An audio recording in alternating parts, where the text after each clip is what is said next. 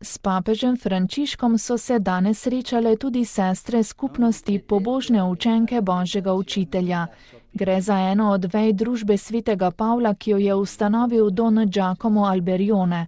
Z veliko pavlinsko družino delijo skupno poslanstvo, moškim in ženskam našega časa prinašati evangelij, predvsem preko liturgičnega apostolata in skrbi za duhovnike. Sestre imajo od 10. aprila do 28. maja generalni kapitel na temo Novo vino v novih mehovih.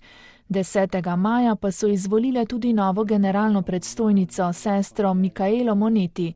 Papež jim je med srečanjem spregovoril o občestvu, medsebojnem poslušanju, odprtosti srca in misli, ter jih spodbudil, naj so prerokinje veselja in upanja. Med sadovi, ki jih naj prinese generalni kapitelj, je papež najprej izpostavil občestvo. Če bodo odprte za svetega duha, bodo lahko hodile v medsebojnem občestvu, ki spoštuje pluralnost in jih spodbuja, da neutrudno tkejo edinost v upravičenih različnostih. Gojijo naj medsebojno pozornost in sprejemanje, se med seboj sestrsko opominjajo in spoštujejo šibke sestre, rastejo naj v skupnem življenju, iz skupnosti naj odženejo spore, zavisti, opravljanje, stvari si naj povejo z iskrenostjo in ljubeznijo.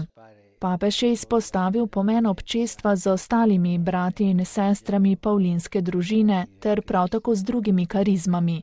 Sedaj je namreč trenutek medsebojnega sodelovanja z vsemi posvečenimi, da bi se tako sprejemala bogastva drugih karizem in bi se jih uporabilo za evangelizacijo, pri tem pa bi se ohranjalo lastno identiteto.